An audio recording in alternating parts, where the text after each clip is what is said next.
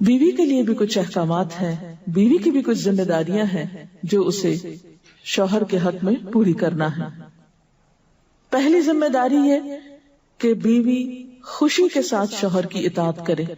قرآن پاک میں نیک عورتوں کی صفت یہ بتائی گئی ہے، فالصالحات قانتات، نیک عورتیں فرما بردار ہوتی ہیں، ایک طرف اللہ کی اطاعت گزار اور دوسری طرف شوہر کی اطاعت گزار۔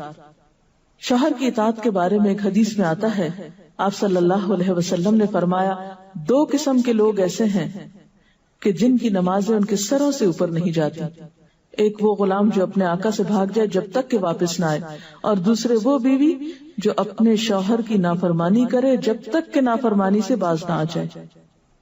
یہاں تک حکم ہے کہ بیوی شوہر کے معاملے میں کسی دوسرے کی بات نہ مانے، یعنی شادی کے بعد ایک عورت جب شوہر کے گھر چلی جاتی ہے تو پھر شوہر کا حق سب سے بڑا ہو جاتا ہے۔ بعض اوقات ہمارے معاشرے میں ایک طرف شوہر کچھ کہتا ہے، دوسری طرف والدین کچھ کہتے ہیں، تیسری طرف کسی اور کا مشورہ کچھ ہوتا ہے، عورت بیچاری بیچ میں پس جاتی۔ ایسے موقع پر عورت کے لیے کیا لازم ہے، اس کی پرائرٹی کیا ہوگی کہ وہ اپنے شوہر کی بات مانے۔ عورت کی دوسری بڑی ذمہ داری اپنی آبرو اور عزت و عصمت کی حفاظت ہے۔ عورت کوئی ایسا کام نہ کرے جس سے اس کی عفت و عصمت پر کچھ حرف آئے۔ ازدواجی زندگی کی خوشی کا راز باہم ایک دوسرے پر اعتماد ہے۔ اگر کوئی بھی ایسا کام عورت کرتی ہے جس سے شوہر کے دل میں شک ہو جاتا ہے، اعتماد ختم ہو جاتا ہے، تو اس سے ازدواجی زندگی کی خوشیاں ختم ہو جاتی ہیں۔ یہ اعتماد بے حد ضروری ہے، اور اس کے لیے اپنی عزت عصمت کی خصوصی حفاظت۔ نبی صلی اللہ علیہ وسلم نے فرمایا، عورت جب 5 وقت کی نماز پڑھے، اپنی آبرو کی حفاظت کرے، اپنے شوہر کی فرما بردار رہے، تو وہ جنت کے جس دروازے سے چاہے داخل ہو جائے۔ اسی لیے شوہر کی اجازت اور مرضی کے بغیر گھر سے بھی نہیں نکلنا چاہیے۔ حضرت معاذ بن جبل کہتے ہیں کہ نبی صلی اللہ علیہ وسلم نے فرمایا، خدا پر ایمان رکھنے والی عورت کے لیے جائز نہیں کہ وہ اپنے شوہر کے گھر میں کسی ایسے کو آنے دے جس کا آنا شوہر کو پسند نہ ہو، اور وہ ایسی صورت میں گھر سے نکلے جب اس کا نکلنا شوہر کو پسند نہ ہو۔ اطاعت کے علاوہ شوہر کو خوش رکھنا یہ بھی بے حد ضروری ہے۔ نبی صلی اللہ علیہ وسلم نے فرمایا، جس عورت نے اس حال میں انتقال کیا کہ اس کا شوہر اس سے خوش تھا تو وہ جنت میں داخل ہوگی۔ اور عموماً کسی کی خوشی کے لیے انسان اپنے جذبات کی قربانی دیتا ہے، بعض اوقات اپنی سوچ کی قربانی دیتا ہے، بعض اوقات اپنی کسی اور راحت و آرام کی قربانی دیتا ہے۔ تو ایک عورت جب اپنے شوہر کو خوش کرتی ہے تو جواباً اس کے لیے خوشی پلٹتی۔ اس لیے گھریلو زندگی کی خوشی کا انحصار اسی بات پر ہے کہ دونوں ایک دوسرے کے لیے قربانی کے جذبات رکھتے ہوں، ایک دوسرے کے لیے رحمت اور ایک دوسرے کے لیے مودت کا ذریعہ ہوں، جیسا کہ قرآن پاک میں شادی کا مقصد یہ بتایا گیا کہ دونوں کے درمیان باہم مودت اور رحمت کے جذبات ہوں، ایک دوسرے کے لیے سکون کا باعث ہوں، تاکہ انسانی زندگی بہترین طریقے پر رواں دواں رہے۔ اسی طرح شوہر سے محبت کا اظہار کرنا، اس کے ساتھ وفادار رہنا، اس کا احسان ماننا، یہ بھی بے حد ضروری ہے۔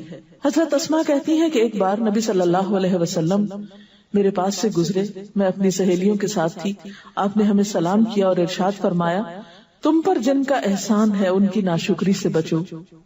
تم میں سے ایک اپنے ماں باپ کے گھر کافی دنوں تک بن بیاہی بیٹھی رہتی ہے، پھر اللہ تعالیٰ اس کو شوہر عطا کرتا ہے، اولاد دیتا ہے، اور ان سارے احسانات کے باوجود اگر کبھی کسی بات پہ شوہر سے ناراض ہوتی ہے تو کہہ اٹھتی ہے، میں نے تو کبھی تمہاری طرف سے کوئی بھلائی دیکھی ہی نہیں۔ یہ جملہ ناشکری کا جملہ ہے جو عورت کو نہیں بولنا چاہیے۔ قیامت کے دن اللہ تعالیٰ اس عورت کی طرف نظر رحمت اٹھا کر نہیں دیکھے گا جو شوہر کی ناشکری ہوگی۔ اور آخری بات یہ کہ عورت کے اوپر لازم ہے کہ وہ اپنے گھر بار، مال و اسباب اور اپنی ذمہ داریوں میں شوہر کی مددگار رہے، شوہر کی وفادار رہے۔ آپ صلی اللہ علیہ وسلم نے فرمایا، قریش کی عورتیں کتنی اچھی عورتیں ہیں جو بچوں پہ بہت مہربان اور شوہر کے گھر بار کی حفاظت کرنے والی ہیں۔ آپ صلی اللہ علیہ وسلم نے ایک اچھی عورت کی خوبیاں بیان کرتے ہوئے فرمایا، مومن کے لیے خوف خدا کے بعد سب سے مفید اور باعث خیر نعمت نیک بیوی ہے۔ نیک بیوی کون سی؟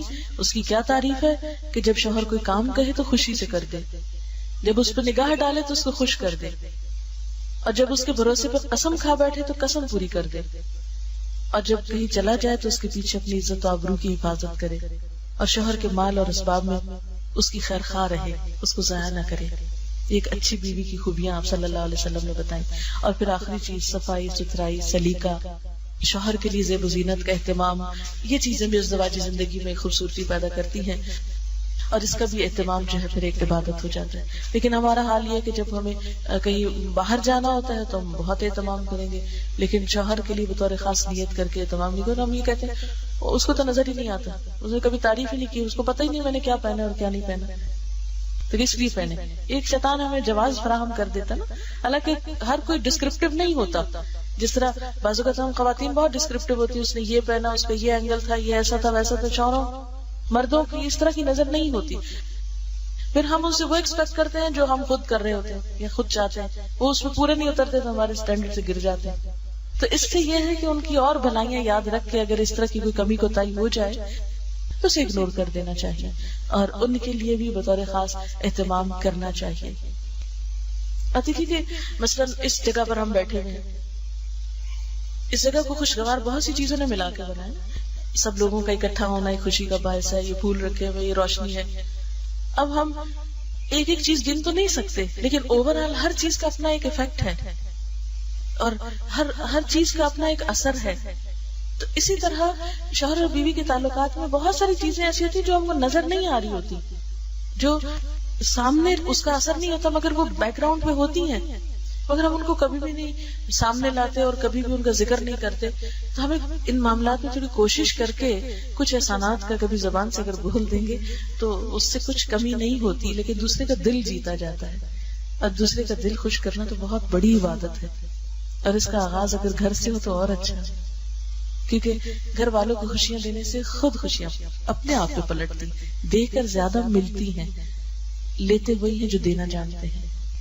تو اللہ تعالیٰ ہمیں عمل کی توفیق عطا فرمائے۔